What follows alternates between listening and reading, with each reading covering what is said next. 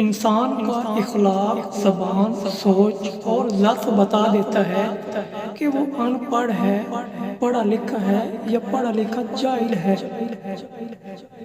ہزار چاہنے والوں سے ایک نبھانے والا بہتر ہوتا ہے۔ دوبارہ گرم کی گئی چائے اور بار بار کیے گئے سمجھوتے، دونوں میں پہلے جیسی مٹھاس اور ذائقہ کبھی نہیں رہتا۔ اگر بنیاد ہی ٹیڑھی رکھی جائے تو آسمان تک دیوار ٹیڑھی ہی بنے گی۔ بے وجہ اداسی کا بڑا سبب حد سے زیادہ تنہائی، فراغت ہے۔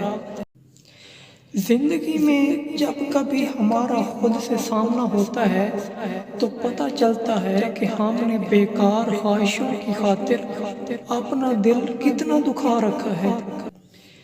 مشین کو زنگ لگے تو پرزے شور کرنے لگتے ہیں، اور اگر عقل کو زنگ لگ جائے تو زبان فضول بولنے لگتی ہے۔